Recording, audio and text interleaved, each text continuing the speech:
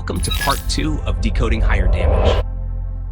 In this module, we'll explore the game engine's damage calculation method more deeply and build on the groundwork covered in the previous module. If you haven't watched that, please check it out. I've put a link in the description. There's a lot of valuable information you'll need to understand first, so you can get the full benefit out of this module. The reason why some of us struggle with higher damage levels, especially in raids, incursions, invaded, and mastery and legendary level combat, is that we don't fully understand how Division 2 calculates it. Over the years, members of our community have made many assumptions and passed on misconceptions to other players. It's worth our while to take a look under the hood and examine the damage equation itself, and hopefully gain insight into how the developers think about the subject. Let's recap some critical points with the mental model you saw in the previous module.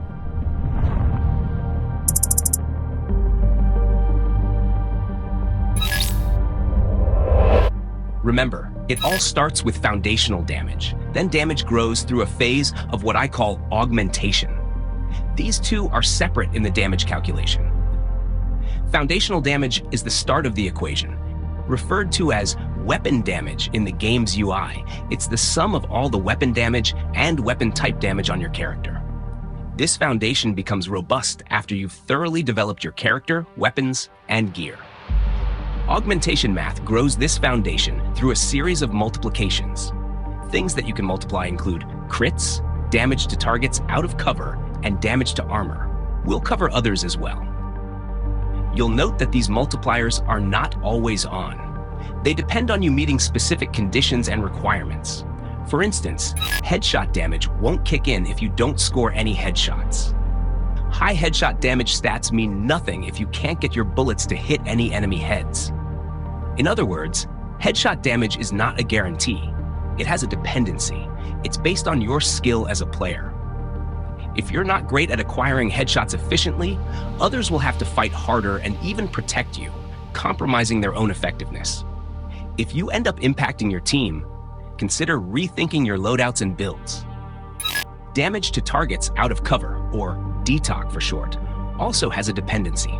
Targets must be out of cover for you to gain this bonus damage. If the enemy is behind cover, you won't see any DTOC damage. You can empty magazine after magazine all you want, but DTOC won't kick in to act as a multiplier to grow your foundation. However, if you do hit enemies out of cover, the game will sum up all sources of DTOC on your character before using that sum as a multiplier. You're likely starting to see a pattern. There are practical and tactical things to consider. You have to understand the situations and conditions behind making these multipliers work for you. You are not automatically more powerful just by having great stats on your build. You have to trigger these multipliers. Likewise, think about damage to armor, or DTA. It's a separate multiplier compared with crit damage and DTOC. The more the merrier, for sure. But not all enemies have armor. Yes, elites and named enemies will have armor, and armor galore, in raids, incursions, mastery, and legendary situations. DTA is a fantastic bonus and a handy multiplier. But what about enemies that don't have armor? If they don't have armor, you won't trigger the growth math even if you have damage to armor on your character. And this is where many players make the mistake, assuming they're powerful because they have great stats on their characters. But they fundamentally don't understand they're not as lethal as they think. Ultimately, in high-stakes situations, they underperform and are not as dependable and effective as they need to be. The greatest tragedy, in my humble opinion, is when players don't realize that the team is carrying them. Their watch levels are into the thousands, and they still have baloney builds, and they still give others bad advice. So choose multipliers wisely so that you can use them based on your playing style, skill, and both cooperative and tactical approach as a team player. In the previous module, I used a simple math analogy to illustrate how Division 2's multiplicative calculation works. Earlier on, when we first joined the game, we were likely told by community members to spec all they could into critical hit damage. As it turned out, many had high critical hit damage, but nearly no chance of it happening. Even if they incurred crits here and there, it was just luck. And a gamble is nice. but not ideal when it's at the expense of something more predictable, steady, and reliable. This is why understanding what goes on under the hood can help you do much more. If I put everything into crits, and let's say this 6 represents that investment, 5 times 6 equals 30. This is great if you're starting out, but could it be much more? Bear in mind, the actual numbers in the game are much higher. To make the math easier to track, I chose these simplified numbers. Let's continue. If instead we spread our choices across other multipliers as well, things start to get more interesting. In this example, we're not putting 6 eggs into one basket. Instead, we now have 3 baskets with 2 eggs each. It's still 6 eggs, and I'm getting hungry. Yes, that means fewer eggs in each basket, but watch the math. It gets better. 5 times 2 times 2 times 2 is not 30. It comes to 40. That's a bigger number than 30 for sure. Who wouldn't want higher damage? And this is the true nature of what's multiplicative in Division 2. It's math, not a magic build. The word multiplicative is confused with being unique to items like Fox's prayer knee pads. It's actually how the game math works. The operations you see here are multiplication. The values you see here are multipliers. In other words, growth, as you see here, is multiplicative. And by leveraging this knowledge and making this equation longer, we get much higher outcomes. By daisy chaining more multipliers that we can practically and tactically use, we can become significantly more lethal. We don't have to rely solely on crits, which is a gamble in the first place. Instead, we can leverage a broader range and ensure we're delivering sufficient lethality to help our teams rather than relying on them to carry us. That's the secret, my friends. Make this equation longer. Put it to work for you so that the game engine can calculate higher damage outcomes. If this explanation has opened your eyes and expanded your thinking as it did for me, I couldn't be more pleased. It gets better from here. The damage equation is detailed and nuanced and a lot to take in. But you've probably noticed that I covered some additional texture than what you originally saw in the previous video module. There are more multipliers to cover, but let's first understand another aspect of the math. We've just covered multiplicative operations. Now, let's talk about what's actually additive. The idea that the yellow-colored detalk of Fox's prayer is multiplicative and that other forms of detalk are additive is incorrect. Please spread the word. That's not how the damage equation works. I mentioned in the previous module that it's yellow because named items offer unique things such as talents or attributes and stats that you won't be able to recalibrate or swap in from your library. What the game engine does instead is sum up all instances of detalk on your character. Here's an example.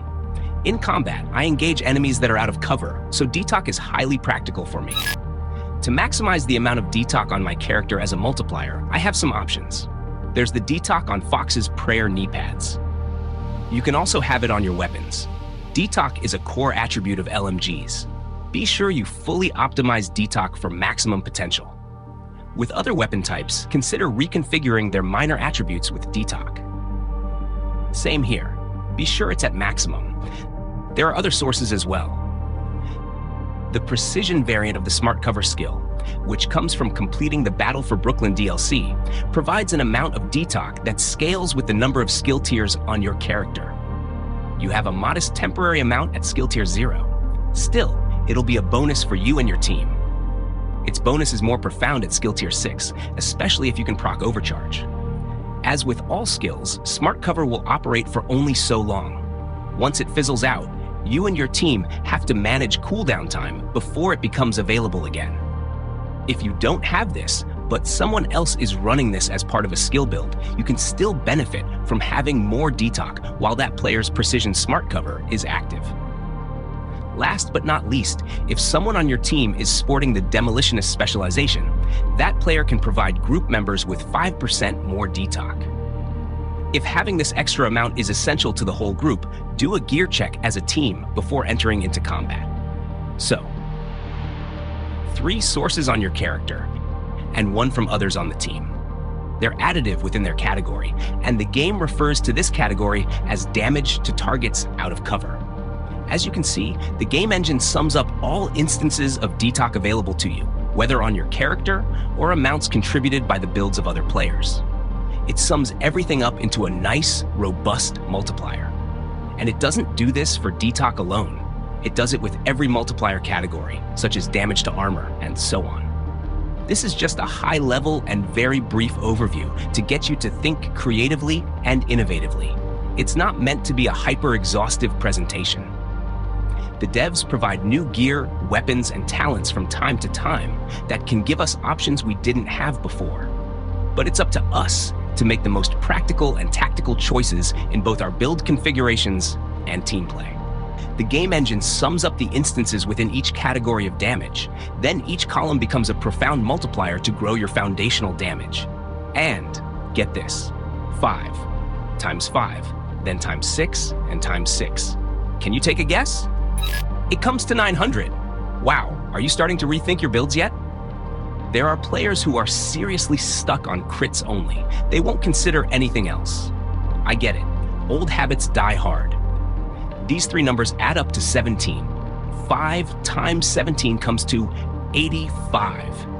Dude, 85 is much less damage than 900. And if you have a very low percentage of critical hit chance, then your critical hit damage will infrequently happen.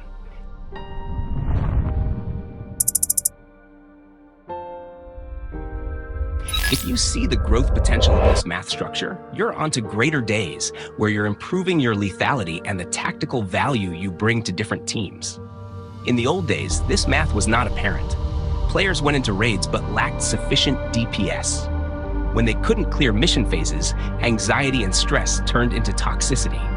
Players then began to scold, yell, and scream at team members. People copied builds from online videos, but fundamentally didn't know when the builds were awesome and when they would let them and fellow agents down. Today, we have more gear, talents, and understanding of how the game engine calculates damage. There's even more to this, so be sure to watch the next module. Even with what I've covered so far, you have the basic strategy to reach higher damage without pulling out your calculator and arriving at damage numbers down to 4 decimal points. But don't stop here. It gets even better than this. You, I, and other fellow agents can make the community culture more positive. So, until the next video, my friends, stay sharp, stay safe, and stay dangerous.